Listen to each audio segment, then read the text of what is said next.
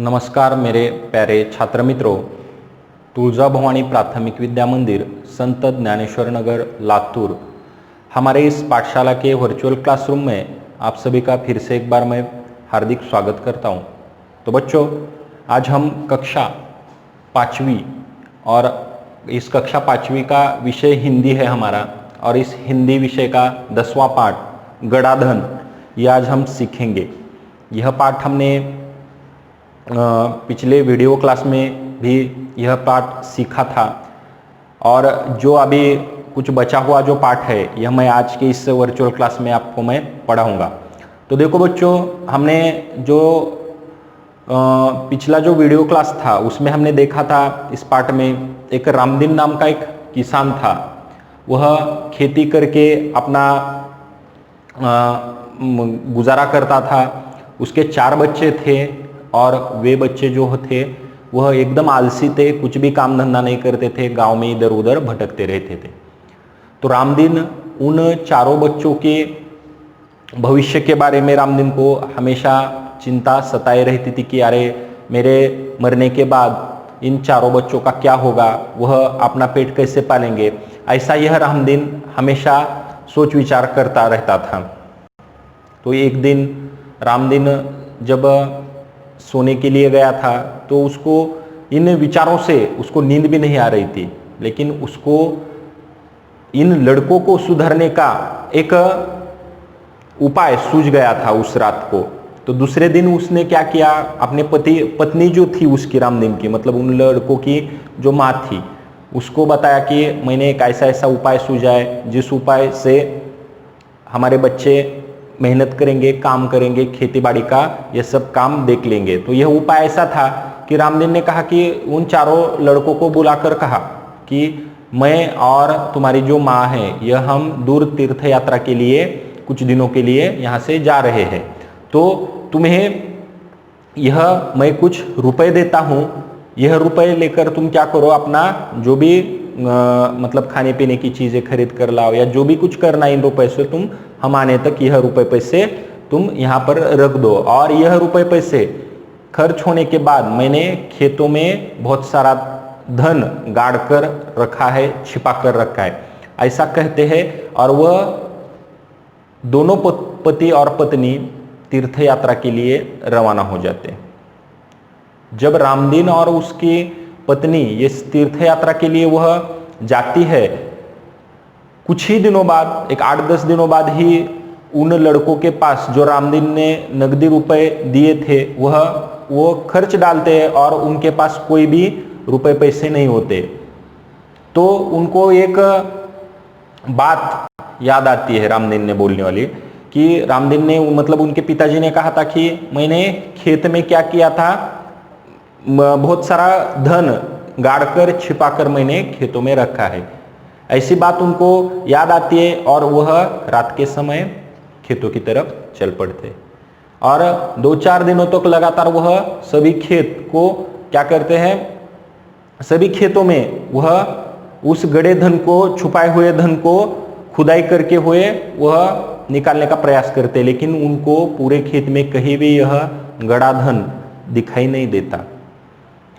एक 5वें-6ठे दिन जब यह रामदीन के बच्चे उदास होकर सुबह गांव की तरफ खेतों से वह आ रहे होते, तभी रामदीन के जो दोस्त थे जिनका नाम था हरिनाथ, यह उन लोगों के पास आता है और बोलता है कि क्या कर, मतलब उनके हालचाल पूछता है। तो लड़के उस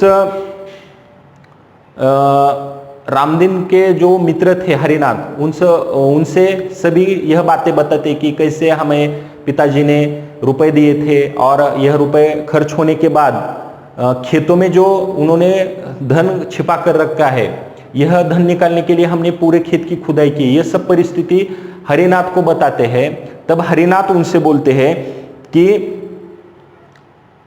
हरिनाथ जो रामदीन के मित्र थे, मतलब उनके पिताजी के मित्र थे, तो उन्होंने इन 4 लड़कों को क्या सलाह दी थी। यहाँ तक हमने यह पाठ पिछले कालांश में देखा था।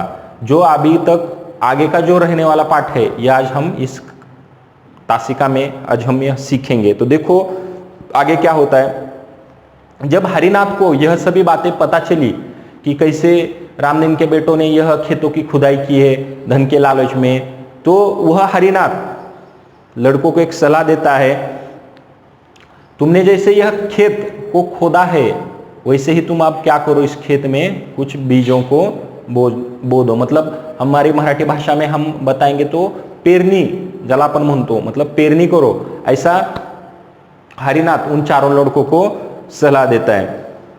और यह जो चारों भाई उदास थे तो उन चारों भाइयों के चेहरे पर एक मुस्कुराहट सी निर्माण होती है, एक आनंद उनके चेहरे पर निर्माण होता है। और वह हरिनाथ ने जो चीज उनको बताई थी कि तुम क्या करो, अभी खेतों में बीजों को लगाओ, तो ऐसा ही उन चारों लड़कों ने किया।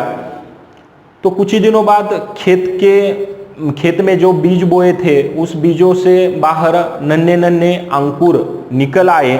उन चारों के मन में और उत्साह जाग आया, वे निराई गुड़ाई करने में लगे रहे। देखो, और यह चारों लोग निराई गुड़ाई करने में लगे रहे, मतलब जिससे हम मराठी भाषा में मतलब आपण ज्याला म्हणतो की बाबा खुरपायला चालू केलं, त्यांनी त्या पिकाची व्यवस्थित काळजी घ्यायला सुरुवात केली। तो देखो, फसल बहुत अच्छी हुई। हरिनाथ काका को धन्यवाद देकर वे फसल को बाजार में बेचने के लिए ले जाने की तैयारी में जुट गए। देखो, और उन चारों लड़कों की मेहनत से उस वर्ष में उनकी जो मेहनत थी वह सफल हो गई, उनके खेतों में बहुत सारी अच्छी फसल आ गई। और हरिनाथ काका को वह धन्यवाद देते हुए वह फसल निकालकर वह बाजार में बेचने के लिए लेकर चले गए। उसी समय तीर्थयात्रा से रामदीन और उसकी पत्नी लौट आ गई थी। और उसी समय वो चारों लड़कों के जो पिताजी थे जिनका नाम रामदीन था और उनकी माताजी यह तीर्थ यात्रा करके कुछ दिनों बाद वह वापिस आ गए थे। तो देखो, माता पिता के आते ही बेटों ने उनके चरण स्पर्श किए, और माता पिता जैसे घर पर आए तो चारों बेटों ने उनके चरण स्पर्श किए।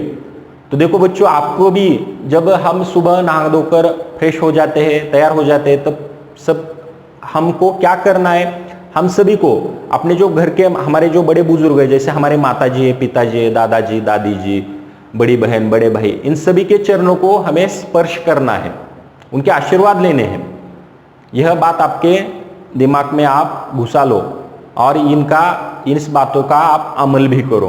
तो जैसे ही यह चारों बेटों के माता जी और पिताजी तीर्थयात्रा से आए तो चारों लड़कों ने क्या किया, उनके चरण स्पर्श किए। और गाड़ी में लदे अनाज के बोरे देखकर रामदीन ने कहा, अब तुम्हें खेत में गड़े धन का राज समझ में आ गया होगा। चारों ने सिर हिलाकर स्वीकार किया और कहा, हाँ पिताजी, अब हम यह भी समझ गए हैं कि जीवन में परिश्रम के बिना कुछ भी संभव नहीं है, परिश्रम से ही धन कमाया जा सकता है। देखो, और जब रामदीन ने देखा कि गाड़ी में जो अनाज के बड़े बड़े गठरे थे, तो यह देखकर उन्होंने लड़कों को कहा कि आप तुम्हें समझ में आया होगा कि खेत में जो गड़ा हुआ धन है, यह खेत में गड़ा हुआ धन कैसा होता है, यह आपको समझ में आया होगा। तो लड़कों ने, उन चारों लड़कों ने भी अपने माताजी और पिताजी से कहा कि हाँ, हमें समझ में आया कि जीवन में परिश्रम करने के सिवाय, मतलब जीवन में परिश्रम के बिना हमें कुछ भी नहीं मिलता। अगर हम कौन से भी क्षेत्र में हो, हमें परिश्रम करना ही होता है। अगर हम परिश्रम नहीं करेंगे तो हमें कुछ भी नहीं मिलता। अगर हम परिश्रम करेंगे तो हमें बहुत सारा धन या जो भी कुछ चीजें हैं हमें मिल जाती है। ऐसी बात उनको, लड़कों को समझ में आई। परिश्रम से ही धन कमाया जा सकता है, ऐसा उन लड़कों में अंत में यहाँ पर कहा है। तो देखो बच्चों, यह जो गड़ाधन, यह जो पाठ है, यह पाठ हमारा यहाँ पर समाप्त हो गया है। इस पाठ के ऊपर के जो प्रश्न उत्तर है, यह प्रश्न उत्तर मैं अभी बोर्ड पर लिख कर दूंगा और आपके मोबाइल के स्क्रीन के ऊपर भी यह प्रश्न उत्तर यहाँ पर आएंगे। यह प्रश्न उत्तर आपको क्या करना है, आपके वर्गपाठ की कॉपी में लिखकर,